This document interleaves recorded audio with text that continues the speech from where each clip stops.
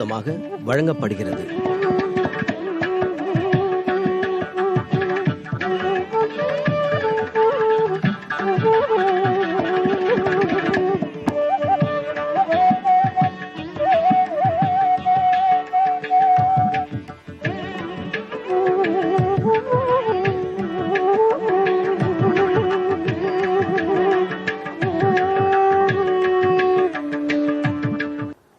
कूजन्तं रामरामेति मधुरं मधुराक्षरम् आरुह्य कविताशाखां वन्दे वाल्मीकिकोकिलं वाल्मीकेर्मुनिसिंहस्य कवितावनचारिणः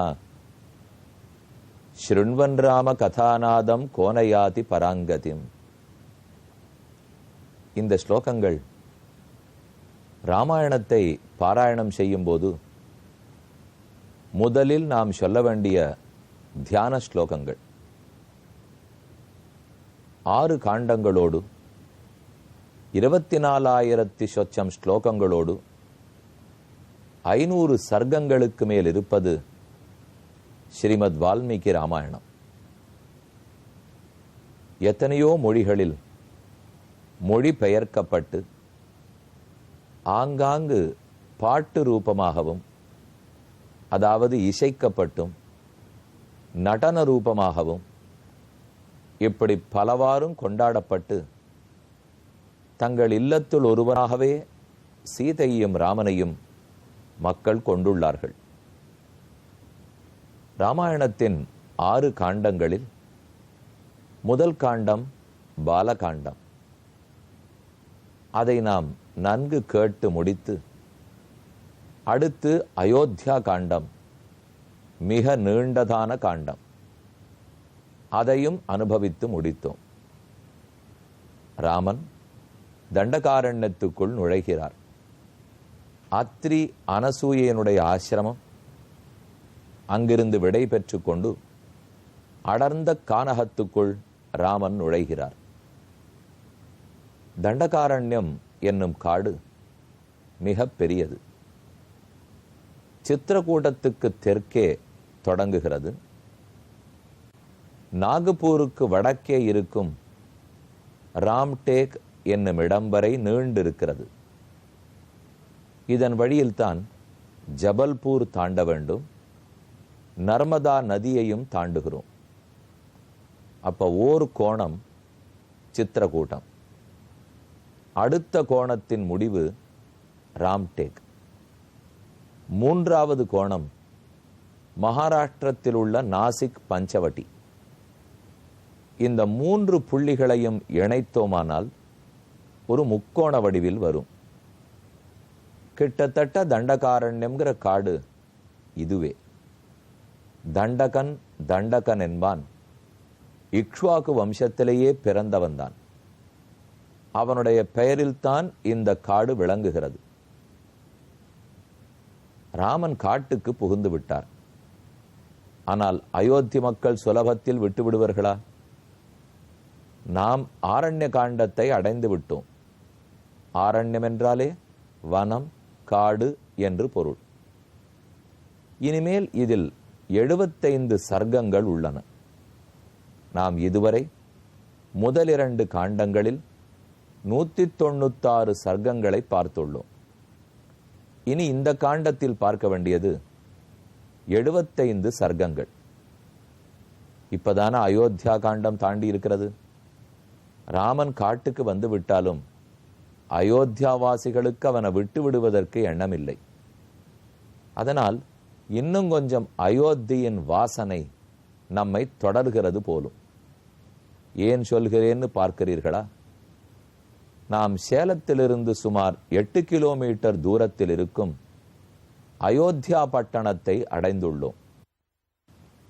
நீங்கள் நினைக்கலாம், வேடிக்கையாக உள்ளதே, ராமன் ஆரண்யத்தை அடைகிறார், அயோத்தியை பிரிந்தார்.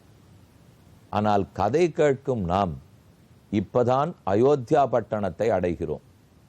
அதுதான் ஆச்சரியம். ஏன்னா நமக்கின்னு ராமனை காட்டுக்கு அனுப்ப விருப்பம் இல்லை. அதனால் அயோத்தியா பட்டணத்து பட்டாபிஷேக கோதண்டராமரை தரிசிப்பதற்காக வந்துள்ளோம். ஆச்சரியமான ஊர். பழமையான திருக்கோவில். சேலம் கரூர் நெடுஞ்சாலையில் சேலத்திலிருந்து 4வது கிலோமீட்டரில் திரும்ப வேண்டும். அதற்கு பின் உள்ளே 4 கிலோமீட்டர் பிரயாணம்.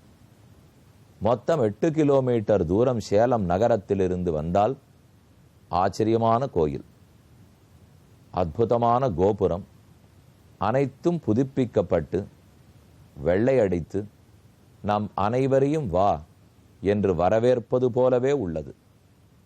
கோபுரத்தை தரிசித்து உள்ளே புகுகிறோம். கருங்கல்லாலான ஒத்தைக்கல் தீபஸ்தம்பம். இது ரொம்ப ஆச்சரியமான ஒரு அமைப்பு.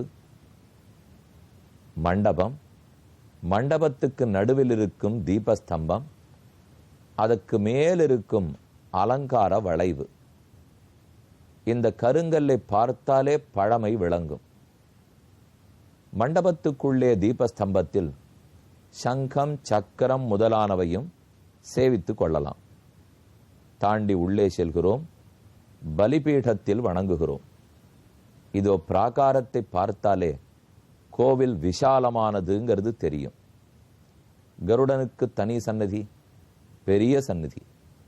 இந்த சந்நிதி கருடனை தரிசித்தால், இந்த சந்நிதியின் அளவை பார்த்தால் ஒரு கோவில் அளவே இருக்கிறதே. கோயிலுக்குள் இருக்கும் கருடன் சந்நிதியைப் போல அல்ல, கோயில் அளவு பெரியது. ஆச்சரியமான பளபளக்கும் துவஜஸ்தம்பத்தை வணங்கி கொள்ளுகிறோம். மேலே மண்டபத்தின் முகப்பில் நடுவில் ராமர் எழுந்தருளி உள்ளார். அருகில் தசாவதாரத்தின் திருக்கோலம். ராமர் கோதண்டபாணியாக அற்புதமாக உள்ளார். மேலும் பல பல தனி சந்நிதிகள் உள்ளன. சிற்ப வேலைப்பாடுகள் மிகுந்த மண்டபம் உள்ளது. இவையெல்லாம் அடுத்த நாள் சந்திக்கும் போது தரிசிப்போம்.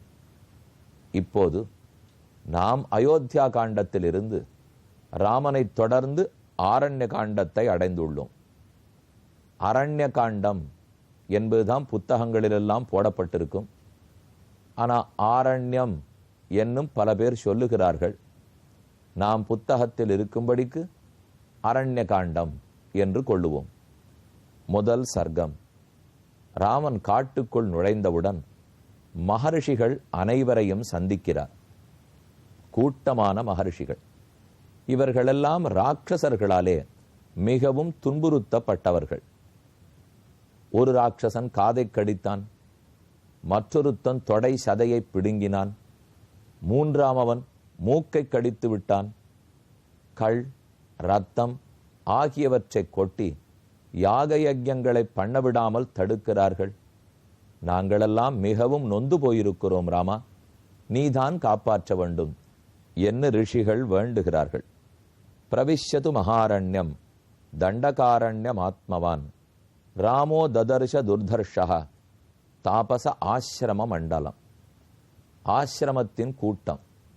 சந்நியாசிகள் ஓரோரிடமாக குடிபெயர்ந்து கொண்டே இருப்பார்கள். ஓரிடத்தில் இருந்தால் பற்று வளர்ந்துவிடும். அது கூடாதென்பதற்காக போய்கொண்டே இருக்கிறார்கள். ராமன் அவர்களையெல்லாம் கண்டான். குஷரீர பரீட்சிப்தம் பிராமயா லக்ஷ்மியா சமாவிருத்தம் யதா பிரதீப்தம் துர்தர்ஷம் ககனே சூரிய மண்டலம். ஒருத்தொருத்தரும் பட்டினி கிடந்து யஜ்ஞத்தால், யாகத்தால், தவத்தால் உடல் இளைத்திருக்கிறார்கள். ஆனால் ஆகாயத்தில் இருக்கும் சூரியனை போன்று ஒளி படைத்தவர்களாய் தேஜஸுடையவர்களாக உள்ளார்கள். சரண்யம் சர்வபூதானாம் சுசம்ருஷ்டாஜிரம் சதா மிருகைஹி பகுபிராகீர்ணம் பக்ஷி சங்கைஹி சமாவிருத்தம். எங்கு பார்த்தாலும் ஆச்சரியமான பல வகை மரங்கள், கொடிகள், பூங்கொத்துகள், நீர்நிலைகள், தாமரை குளங்கள், ஆகாயத்தில் இயற்கையாக சிக்கும் பறவை இனங்கள், துஷ்ட மிருகங்களுடைய கூக்குரல்கள், கர்ஜனைகள், இதெல்லாம் சுத்தி காதில் பட்டு கொண்டிருக்க ராமன் மெதுவே முன்னேறினான்.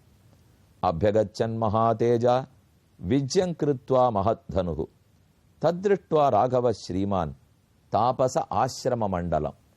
இந்த அடர்ந்த கானகத்துக்குள்ளே போக போக ஆசிரம கூட்டம் கண்ணில் பட்டது. அதை பார்த்தவுடன் ராமன் தன் வில்லில் ஏற்றியிருக்கும் நாணை கழற்றி விட்டான். அதுதான் ரிஷிகளுக்கு கொடுக்கும் மரியாதை. ராமன் எப்பேற்பட்ட அரசனாக இருந்தாலும் பிரம்ம தேஜஸ் உடையவர்கள், பிரம்மத்தை நோக்கி செல்லுபவர்கள். அந்த ரிஷிகளிடத்தில் தான் வில்விடத் தெரிந்தவன், அம்பு விடத் தெரிந்தவன், வாழ்பயிற்சியில் வெற்றி வீரன், இதெல்லாம் காட்டிக்கொள்ளக்கூடாது. அப்படி செய்தால் அது பட்டாட்டோபமாகும். எப்பவர்கள் சிறந்த சந்நியாசிகளோ அவர்கள் முன் நம் வில்லிலிருந்து நாணை இறக்கிவிட்டு வணக்கத்தோடு பணிவோடு செல்ல வேண்டும் என்று ராமன் வருகிறார். அவனை அனைவரும் தரிசித்தார்கள்.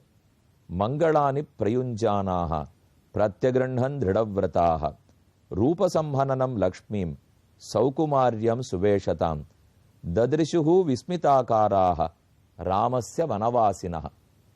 ராமனை தரிசித்தவுடன் தாங்க உடம்பெல்லாம் காட்டணும்னு ஆசைப்பட்டிருந்தார்கள். எவ்வளவு கஷ்டப்பட்டிருக்கோம், அடிபட்டிருக்கோம், தோ கடிச்சுன்னு போயிட்டார்கள்.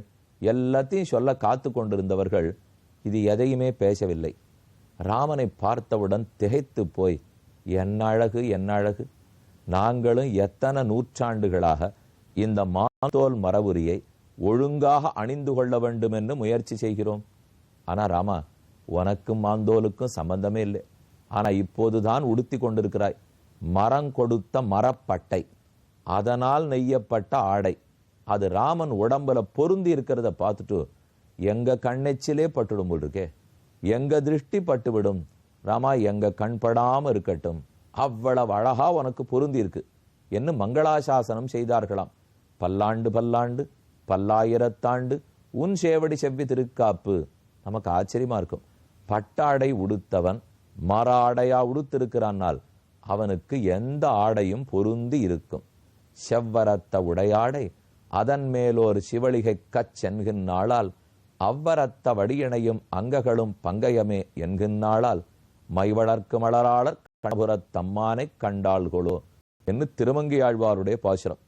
பகவான் தன் இடையில் ஆடை அணிந்திருப்பதை பார்த்தால் பெருமான் முதல்ல பிறந்து வளர்ந்தார், ஆடை தனியே தைக்கப்பட்டது, இது அவர் இடுப்பில் சாத்தப்பட்டதுன்னு இருக்காதான். இவர் பிறக்கச்சே இந்த ஆடையோட தான் பிறந்திருக்கணும், அவ்வளவு கச்சிதமா பொருந்தி இருக்கிறதுன்னு சொல்றோம் இல்லையோ. சில பேர் ஆடை அணிஞ்சுட்டு இருக்கிறத பார்த்தா தைச்சு போட்டுண்டாப்புல இருக்காது, என்னமா பொருந்தி இருக்கு சுவாமிங்கிற இல்லையோ. அதெல்லாம் மனிதர்களுக்கு இல்லை. இதோ ராமன் ஆடை அணிந்ததை பார்த்தவுடன் எவ்வளவு கச்சிதமா இருக்கு என்று விஸ்மிதாகாராக மங்களானி பிரயுஞ்சானாக, உனக்கு மங்களம் உண்டாகுக என்று கூறினார்கள். அதிதிம் பர்ணசாலாயாம் ராகவம் சந்நிவேசயன்னு மங்களானி பிரயுஞ்சானாக முதா பரமயாயுதாக தர்மபாலோ ஜனஸ்யாஸ்ய சரண்யஸ்ய மகாயசாக. தங்கள் தங்கள் ஆசிரமத்துக்கு அழைத்து போனார்கள். ராமனை அவர்கள் வணங்க, அவர்களை ராமன் வணங்க. அப்போதுதான் ரிஷிகள் வேண்டுகிறார்கள். ராஜா தஸ்மான் வரான் போகான் ரம்யான் புங்தே நமஸ்கிருதா தேவயம் பவதாரக்ஷ்யா பவத் விஷயவாசினக. நீ ஆளும் அயோத்தியா பட்டணம், அதை சுத்தி இருக்கும் காடு, இந்த காடுகளில் நாங்கள் வசிக்கிறோம், உன்னிடத்தில் வசிக்கிறோம், உன்னால் ஆளப்படுகிறோம். ஆகவே நம் அனைவரையும் ஒரு தாயார் எப்படி கர்ப்பத்தை காப்பாளோ அதை போல் நம்மையெல்லாம் ராமா நீதான் காத்தருள வேண்டும். நகரஸ்தா வனஸ்தோவா தொம்னோ ராஜா ஜனேஸ்வரா. நகரத்தில் இருந்தாலும் சரி, காட்டில் இருந்தாலும் சரி, எப்படியும் தேவரீர் தான் எங்களுக்கு அரசன். ஆகவே நீரே காப்பாற்ற வேண்டும். ன்யஸ்ததண்டாக வயம் ராஜன்னு ஜிதக்ரோதா ஜிதேந்திரியாக. நாங்களெல்லாம் புலன்களை அடக்கியவர்கள், கோபத்துக்கு ஆளாகாதவர்கள், உன்னையே நம்பி இருக்கும் அவர்கள். ரக்ஷணீயாஸ்துவயா சஸ்வத் கர்ப்பபூதாஸ் தபோதனாக. உன்னுடைய கர்ப்பம் நாம். கர்ப்பம் சிசு தன்னை தானே காப்பாற்றி கொள்ளாது, தாய்தானே குழந்தையை காப்பாற்ற வேண்டும். அதே போல் உனக்கு நாங்கள் அனைவரும் கர்ப்பம், நீங்களே நம்மை காப்பாற்ற வேண்டும். ததான்னே தாபசா சித்தா ராமம் வைஸ்வானரோபமாக நியாயவிருத்தா யதா நியாயம் தர்ப்பயாமாசு ஈஸ்வரம். ராமனுக்கு கொடுக்க வேண்டிய பூஜைகள் அனைத்தையும் கொடுத்தார்கள். ராமனுக்கு சற்றே வெட்கம். இவர்கள் கேட்டுக்கொள்ளுகிற அளவுக்கு நாம் காப்பாற்றாமல் விட்டுவிட்டோமா? என்ன பதில் கூறுகிறார்னு பார்ப்போம். இந்நிகழ்ச்சி ஸ்ரீராமனின் அருளமுதமாக